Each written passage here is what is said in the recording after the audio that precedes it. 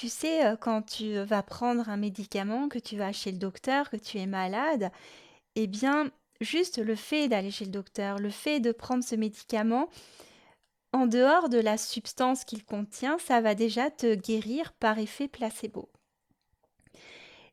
Eh bien, moi, je pense que en musique, cet effet placebo, enfin, on va dire ce pouvoir de conviction qu'on a grâce à notre cerveau, il est aussi super important et que notre état d'esprit, quand on va faire de la musique, quand on va se mettre à faire une répétition, qu'on va jouer avec d'autres personnes, il a une place énorme dans ce qu'on va vivre. Et c'est de ça que j'ai envie de te parler aujourd'hui. Bonjour et bienvenue dans le podcast Accroche-toi, un rendez-vous hebdomadaire à destination des musiciens débutants ou un peu plus expérimentés. Si tu es à la recherche de motivation, de conseils, d'outils, de ressources pour mieux progresser, pour être plus efficace dans ton apprentissage, pour dépasser tes blocages et ainsi avancer avec confiance et plaisir dans ce monde de la musique, tu es au bon endroit. Je suis Camille Houdard, j'ai moi-même débuté la musique, la clarinette à l'âge adulte et je veux ici te faire profiter de mes plus belles découvertes et expériences qui j'espère pourront t'aider à ton tour et t'inspirer. Je te souhaite une très belle écoute.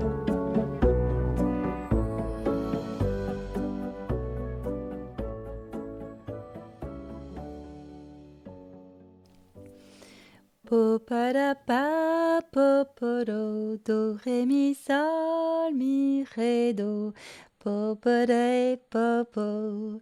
do ré mi bémol ré do. Salut, j'espère que tu vas bien. Alors oui, la semaine dernière, je te parlais vraiment de l'importance d'acquérir des bases, de trouver les bonnes méthodes pour travailler ces bases, ses compétences en musique et pour progresser. Alors ça, c'est déjà une chose qui est énorme. Mais il y en a une qu'on pourrait avoir tendance à oublier.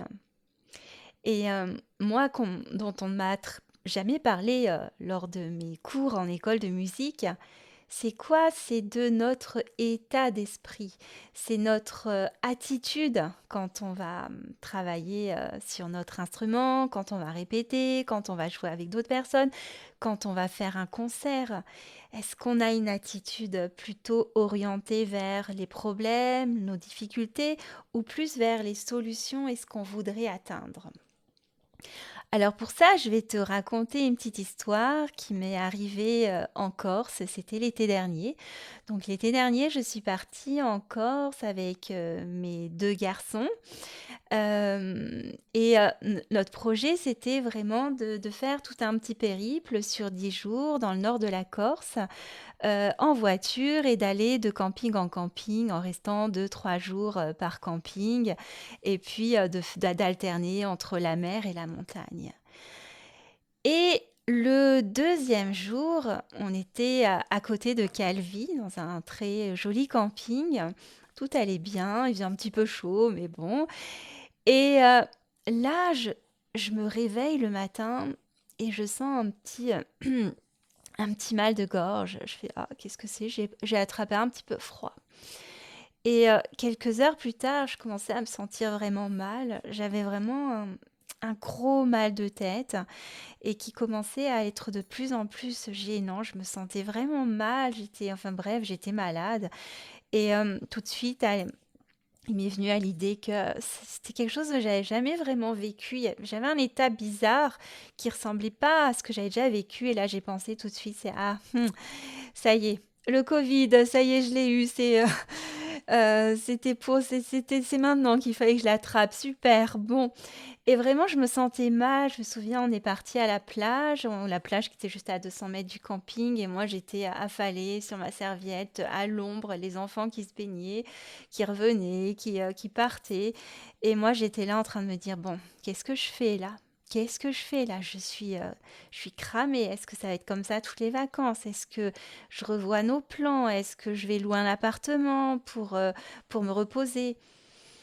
Donc ça a duré un petit bout de temps en me disant: «Mais pourquoi moi là? Pourquoi maintenant?»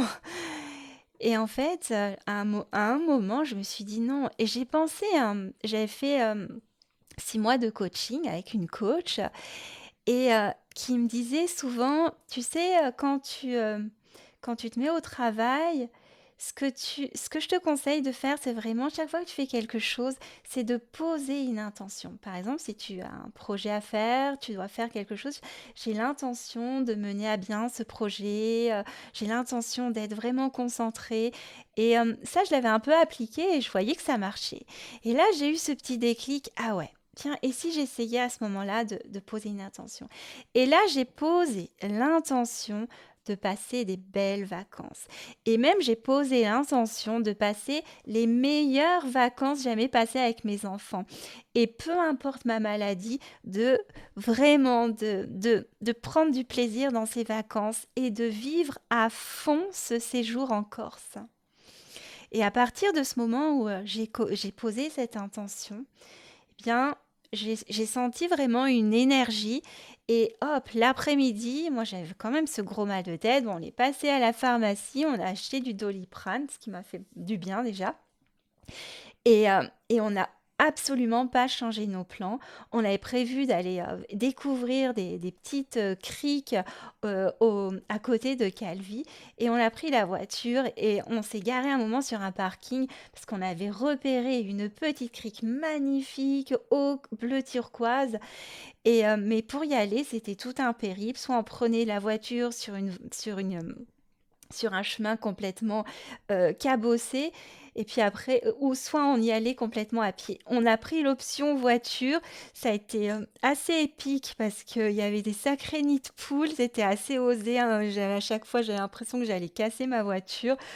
Mais bon, on y est arrivé. Et puis après, il y avait tout un parcours encore à faire dans le maquis pour arriver sur cette plage incroyable, vraiment paradisiaque, où il y avait très peu de monde.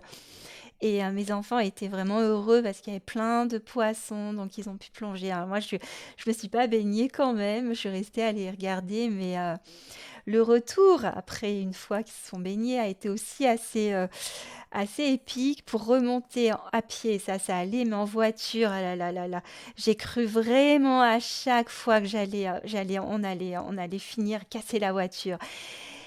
Mais on y est arrivé sans dommage. Et moi, franchement, là, cette journée, je me suis dit, waouh, ça, c'est les vacances. Parce que moi, les vacances, c'est pas rester comme ça, lézarder au bord de la mer. C'est vraiment, moi, j'ai besoin qu'il y ait des aventures. J'ai besoin qu'il y ait des choses qui se passent. Et donc, j'étais vraiment fière et très, très fière de moi d'avoir osé faire tout ça. Et la suite des vacances a été aussi un peu dans le même style. Il y a eu une fois, toujours avec ce mal de tête que j'avais, j'étais franchement vraiment pas bien, même la nuit, j'avais des courbatures, j'étais obligée de manger du Doliprane pour que ça passe. Mais on a quand même fait plein de choses et il y a eu aussi, voilà, c'est une grande randonnée. On a marché pendant 6 heures aller-retour pour aller à un lac d'altitude, le lac de Nino, où il y a des chevaux sauvages, ce qui a motivé fortement mes enfants. Donc voilà, j'avais posé cette intention et franchement, je peux dire que c'est les meilleures vacances que j'ai jamais passées avec mes enfants. Et on s'est vraiment pas privé, à part le fait de pas aller, de pas trop fréquenter les lieux publics. Voilà. Donc, tout ça pour dire que cette histoire, elle est vraiment la preuve que notre état d'esprit, ce qu'on va penser, va avoir une influence sur ce qu'on va vivre. Donc moi, là en Corse, j'avais 2 chemins possibles, hein. J'avais vraiment ce chemin de me plaindre: «Mais non, c'est pas possible et pourquoi moi? Pourquoi?» Oui, et j'avais cet autre chemin qui était de dire: «Hey, la maladie, c'est secondaire. C'est pas ça, c'est pas ça qui va occuper mes pensées. Mes pensées, elles sont vraiment tournées vers le fait que j'ai l'intention de passer des bonnes vacances et même d'excellentes vacances. Et donc, c'est vraiment un état d'esprit qu'il est important d'avoir le plus possible dans sa vie. Bon, c'est pas toujours facile, mais en tout cas, moi, je t'invite à avoir en musique, parce que bien sûr, c'est le sujet qui nous intéresse. Euh, et parce que moi, je suis convaincue que notre état d'esprit il va avoir une influence énorme sur nos progrès, sur notre réussite ou pas. Si on garde un état d'esprit qui est tourné vers les problèmes, du genre je bloque avec ceci, j'ai un problème de rythme, non mais j'ai commencé la musique trop tard, de toute façon j'arriverai jamais au niveau que je veux, eh bien on va continuer à vivre tout ça, c'est certain. Alors que si on se tourne vers ce qu'on souhaite, si pour moi c'est tellement important la musique et que j'ai envie, j'ai l'intention de devenir une meilleure musicienne, j'ai l'intention de vraiment de monter sur scène, j'ai l'intention d'avoir un groupe ou j'ai juste l'intention de pouvoir jouer chez moi et puis de pouvoir jouer devant ma famille, ou j'ai juste l'intention de maîtriser super bien l'improvisation et de m'éclater, d'aller faire des bœufs, que sais-je, enfin, on a chacun nos envies, nos rêves, mais c'est important d'y croire et d'être tourné vers ses rêves et en faisant avec nos difficultés, bien sûr, mais sans focaliser sur nos difficultés.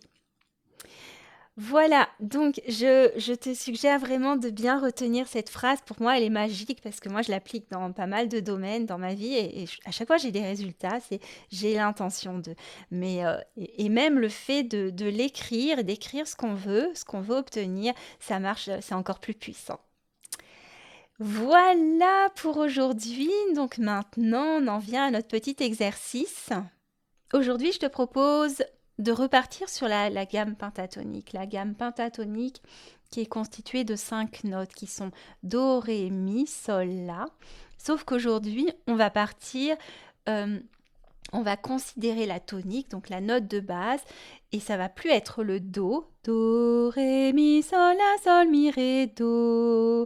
Mais ça va être le La grave. Do, La. La, do, ré, mi, ré, do, la.